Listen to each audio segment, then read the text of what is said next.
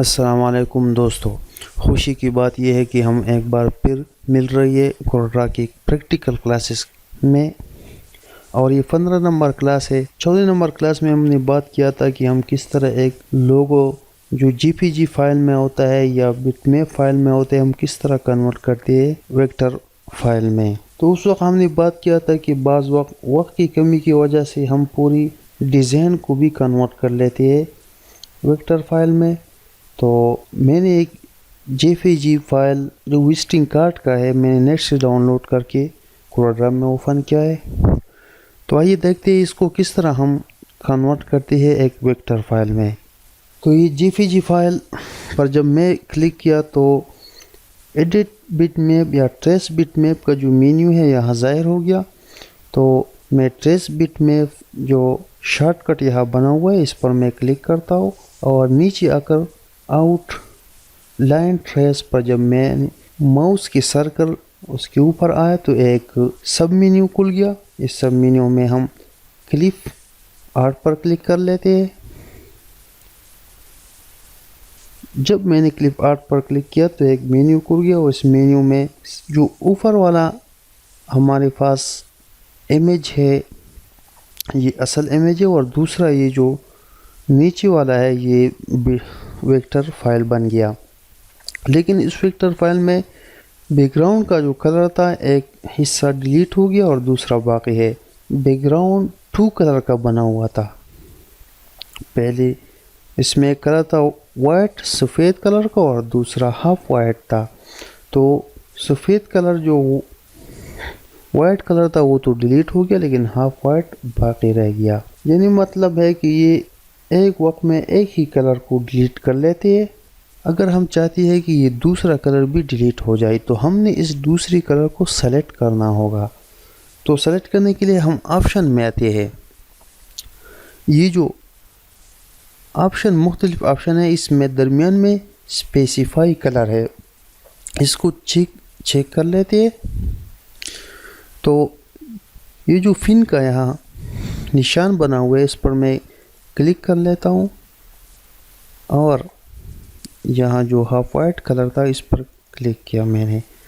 जब भी मैंने इस पर क्लिक किया तो वो तो डिलीट हो गया, लेकिन मसला ये हो गया कि सफ़ेद कलर जो था वाइट कलर वो दोबारा आ गया। अगर हम चाहते हैं कि इसको भी डिलीट किया जा सके तो हमने शिफ्ट बटन को कीबोर्ड से शिफ्ट बटन को प्रेस करके इस कलर पर क्लिक करना है। मैंने शिफ्ट बटन को प्रेस किया और इस पर मैंने क्लिक किया तो ये आपने देख लिया कि भाई सफ़ेद जो कलर था वो भी डिलीट हो गया, यानी दोनों कलर डिलीट हो गए। अब मैं ओके कर लेता हूँ और ये इसको मैं नीचे कर लेता हूँ। ये हमारे पास असल फाइल, और ये जो दूसरा है ये वेक्टर फाइल है। अब इस वेक्टर फाइल को मैं अनग्रुप कर लेता हूँ। राइट क्लिक करके माउस से अनग्रुप ऑल ऑब्जेक्ट पर मैंने क्लिक किया तो ये अनग्रुप हो गया। इसको लिखाई को मैं सेलेक्ट करके डिलीट कर लेता हूँ। डिलीट बटन में कीबोर्ड से प्रेस किया, ये डिलीट हो गया, लेकिन इसके जो निशानात थे ये बाकी है। अब इस के जो मुख्तलिफ निशानात बाकी है उसको डिलीट करने के लिए इसको हम अलहदा करेंगे बैकग्राउंड से। इस निशानात को हम बैकग्राउंड से अलहदा करेंगे। नीचे बैकग्राउंड से अलहदा करने के लिए हम ब्रेक अपार्ट कमांड को इस्तेमाल करते हैं। ब्रेक अपार्ट का मतलब है अलहदा अलहदा करना। जो 2-3 ऑब्जेक्ट एक दूसरे के साथ जुड़े हुए हो तो उसको अलहदा करने के लिए हम ब्रेक अपार्ट कमांड इस्तेमाल करते हैं। तो ब्रेक अपार्ट कमांड के लिए हम जाएंगे मेन्यू में ऑब्जेक्ट मेन्यू पर हमने क्लिक किया तो ये ब्रेक अपार्ट कमांड को पर मैं क्लिक कर लेता हूँ तो ये अलहदा हो गया। तो इस लिखाई को मैं सेलेक्ट करके सेट पे लेता हूँ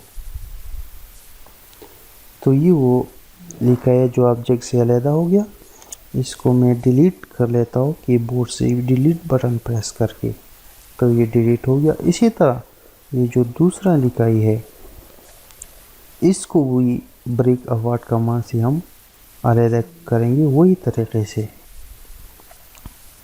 अब इसको भी मैं सेलेक्ट करके डिलीट करता हूँ और ये जो दरमियान की लिखाई है इसको भी मैं सेलेक्ट करके डिलीट करता हूँ कीबोर्ड से। तो ये हमारे पास बन गया डिज़ाइन। इसके कलर को हम चेंज कर सकते हैं। ये आपने अपनी तरीके से अपनी सोच के मुताबिक कलर देना है।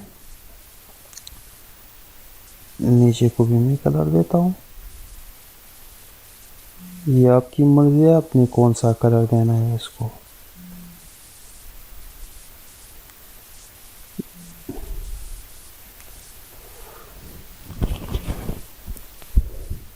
तो ये कन्वर्ट हो गया।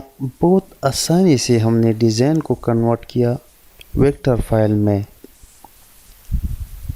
अब मसला ये है कि ये इसको जो बैकग्राउंड इसकी डिज़ाइन में एक ही कलर इस्तेमाल किया गया था।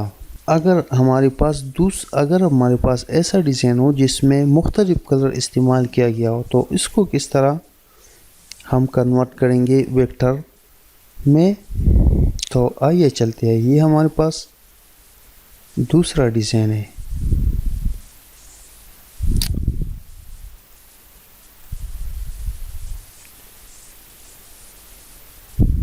इसमें मुख्तलिफ दो किस्म के कलर इस्तेमाल हुआ है। तो आइए इसको किस तरह कन्वर्ट करते हैं वेक्टर फाइल में। तो ट्रेस बिटमैप में हम जाते हैं, आउटलाइन ट्रेस और क्लिप अपार्ट। इसको हम ओके कर लेते हैं। मैं जो वेक्टर फाइल है मैं उसे नीचे कर लेता हूँ। ये असल फाइल है और ये वेक्टर फाइल है। अब इसको अगर हम अनग्रुप ऑब्जेक्ट पर क्लिक कर लेते हैं, अनग्रुप करते हैं, तो ये मसला हो गया कि उसने हर कलर को अलग-अलग किया। मसलन इसने ये कलर अलग किया, ये अलग और ये अलग। अब ये मसला है तो हम इस मसले को किस तरह ख़त्म करेंगे। तो मैं इसको डिलीट कर लेता हूँ और मैं वापस जाता हूँ ट्रेस बिटमैप में, आउटलाइन ट्रेस, क्लिप अपार्ट। तो ये एक कलर, ये दूसरा और ये तीसरा। अब बात ये है कि इन तीनों कलरों को हम एक ही कलर में तब्दील कर लेते हैं। तो ये जो हमारी ऑप्शन है, इस ऑप्शन में कलर का बटन एक यहाँ लगा हुआ है। इस कलर बटन पर मैं क्लिक करता हूँ तो ये देखो ये मुख्तलिफ कलर जो इसमें इस्तेमाल हुआ है ये यहाँ ज़ाहिर हो गया है। ये कलर पर मैंने क्लिक किया तो यहाँ पर इसमें लकीरें बन गई, मतलब है कि ये कलर सेलेक्ट है। और ये दूसरा कलर जो हमारे पास है ये कलर है और जो ये तीसरा कलर है ये है। तो इन तीनों कलर को हम सेलेक्ट करेंगे। तो सेलेक्ट करने के लिए हम इस्तेमाल करेंगे कीबोर्ड से शिफ्ट बटन। मसलन मैंने ये कलर लिया, अब कीबोर्ड से मैं शिफ्ट बटन प्रेस करके दूसरे कलर पर क्लिक कर लेता हूँ। शिफ्ट बटन को मैंने दबाया हुआ है, इसको छोड़ना नहीं है और ये जो तीसरी कलर है इस पर क्लिक कर लेना है। इसका मतलब अब ये तीनों कलर में लकीरें बन गई और इन लकीरों का मतलब है कि ये तीन कलर जो है ये सेलेक्ट है। तो अब नीचे एक बटन यहाँ लगा हुआ है मार्ज, हमने इसे मर्ज कर लेना है। इस पर मैं क्लिक किया तो ये देखो एक ही कलर बन गया। इसे हम ओके कर लेते हैं और मैं इसे नीचे करता हूँ तो ये देखो ये कन्वर्ट हो गया वेक्टर फाइल में और ये हमारे पास जेपीजी बिटमैप था। लेकिन इसमें मसला ये है कि ये कलर का जो मिक्सिंग था वो ख़राब हो गया। तो दोस्तों कलर देना कोई मुश्किल काम नहीं है। तो आइए चलते हैं इसे कलर किस तरह देते हैं। सबसे पहले मैं उसे जो अलग टेक्स्ट था इस टेक्स्ट को मैं डिलीट कर लेता हूँ। अनग्रुप ऑल ऑब्जेक्ट, मैं लिखाई को सेलेक्ट करके डिलीट कर लेता हूँ।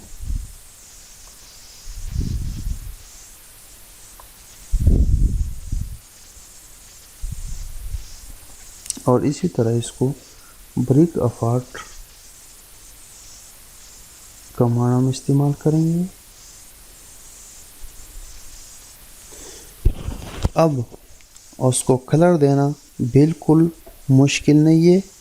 हमने टूल बार में इंटरेक्टिव फिल टूल को इस्तेमाल करना है। इस पर मैं क्लिक कर लेता हूँ इंटरेक्टिव, और यहाँ ऊपर क्लिक करके मैं नीचे ले आता हूँ। अब जो दो चौकोर यानी रेक्टेंगल डब्बे बन गई है, इसमें सबसे पहले डब्बे जो दरमियान में है इस पर मैं क्लिक करता हूँ तो एक और डब्बा खुल गया कलर का। इस कलर का जो रेक्टेंगल है इस पर मैं क्लिक करता हूँ तो ये कलर का बक्स खुल गया। इस बक्स में एक निशान है जो पिन टूल का है, इस पर मैं क्लिक करता हूँ और जो ऊपर मेरे पास असल इमेज है बना हुआ है डिज़ाइन का, उसकी जो ऊपर कलर है इस पर मैं क्लिक करता हूँ तो ये कलर हमारी दूसरी डिज़ाइन के ऊपर आ गया। अब जो दूसरा कलर का बक्स है इस पर मैं क्लिक करता हूँ और इसी तरह एक और कलर का बक्स खुल गया, इस पर मैं क्लिक करता हूँ तो ये एक और कलर का बक्स खुल गया। उसमें जो निशान है पिन टूल का इस पर मैं क्लिक किया तो ये निशान सेलेक्ट हो गया। अब मैंने जो कलर देना है इस कलर को मैं सेलेक्ट कर लेता हूँ। उस पर जब मैंने क्लिक किया तो वही कलर नीचे आ गया। अब इस कलर को थोड़ा सा ऊपर ले आना है, इसको मैं थोड़ा ऊपर करता हूँ तो ये बिल्कुल सेम वही कलर बन गया।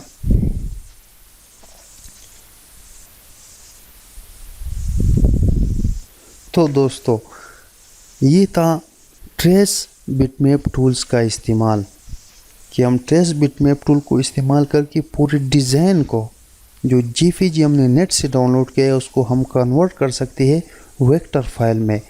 और ये वक्त की कमी की वजह से हम बहुत अच्छी डिज़ाइन बना सकते हैं सिर्फ एक टूल्स की वजह से, और वो टूल्स है ट्रेस बिटमैप। तो ये था दोस्तों हमारा आज का क्लास। नेक्स्ट क्लास में फिर मिलते हैं। खुदा हाफिज़।